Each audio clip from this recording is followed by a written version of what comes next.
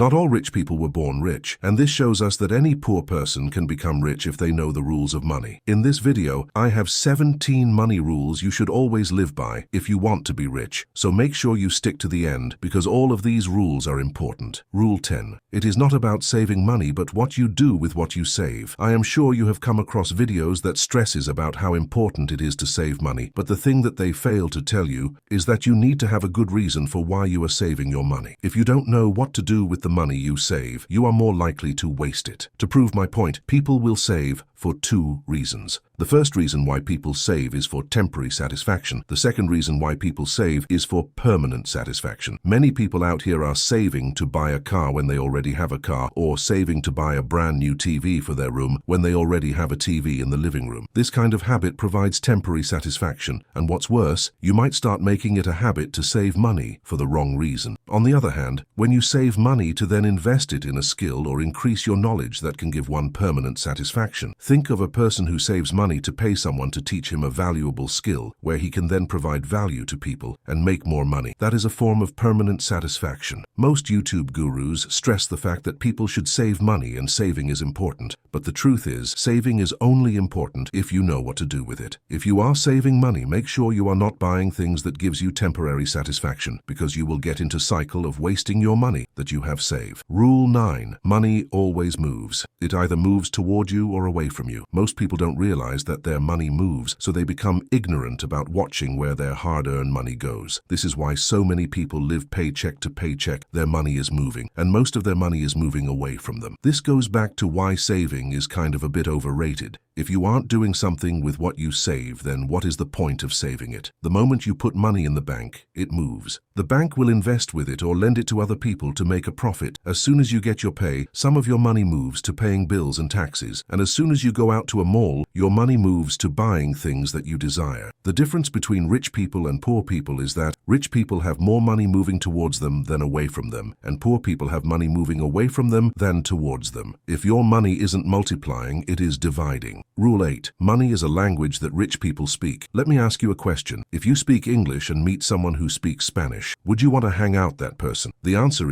would be no. And if your answer is yes, then it is because you want to learn their language. It is the same with money. You have to learn to speak its language. Have you ever noticed what an employee worries about versus what a business owner worries about? You will hear it in their language. The sad truth is that only people who understands the language of money can truly become rich. An employee will always worry about a paycheck which is fixed, while a business owner worries about profit which will grow. The difference is quite obvious. The business owner will get richer and the employee will become poor. The reason being, they speak different languages from the business owner. When an employee talks, you will hear the words 401k, job security, job benefits, bonuses, etc. When a business owner talks, you will hear words such as profit margin, assets, liabilities, expenses, and corporation. What's crazy is when business owners talk to their employees, they talk to you about job and other things that an employee may worry about. But if those same business owners should go to a bank to get a loan or an investor, they will speak the money language. The more you learn to speak the language of money, the more opportunities you will have, because now you will start to think different from poor people. Instead of talking about paycheck, taxes, and bonus, you will be talking about business venture, profit, and tax advantages. And if you subscribe to this channel, you will have a better understanding of the language that money speak.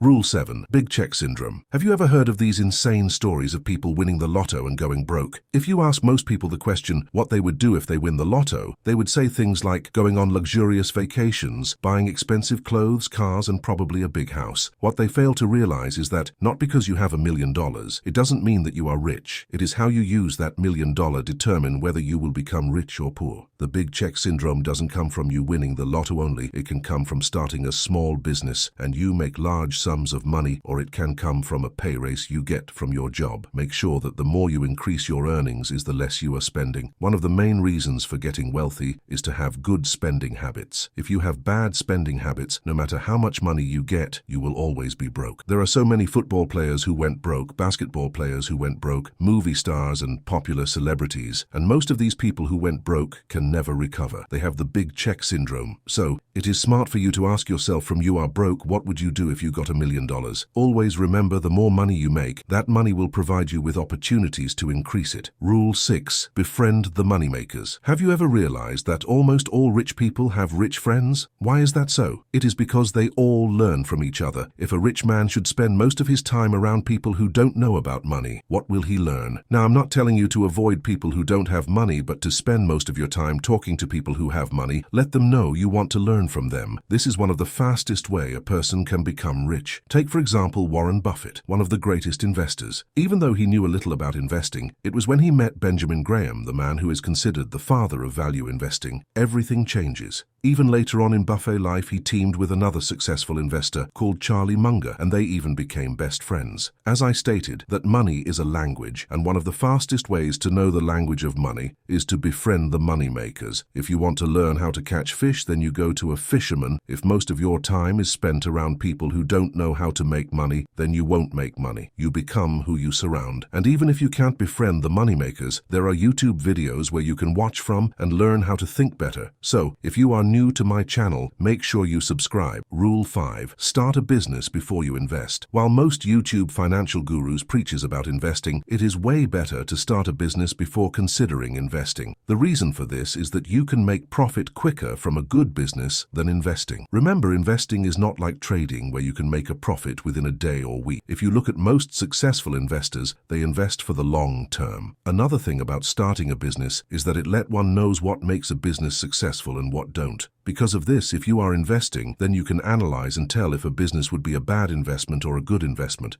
Take, for example, Warren Buffett. He states that he doesn't buy stocks, he buys businesses. He also states that he only invests into business that he understands. Starting a business first can also makes it easier for you to invest larger sums of money so that you can get a higher profit. Rule 4. Never spend money before you earn it. This is one of the main reasons why most people never escape poverty, and the world is designed for you to spend money before you earn it. That is the reason why they created credit card. That is the reason why they have loans, because the more you are trapped in this cycle, the more you are making other people richer. Most people tend to always borrow money to buy things they don't actually need or they can't really afford. Most businesses understand that people may not be able to afford a product in the present moment, but they find other sales tactics to get people to buy regardless. Think of an automotive business. If a person can't afford to buy the car cash, then he can always pay for it monthly over a period of time. Keep in mind that these payments also come with interest rates.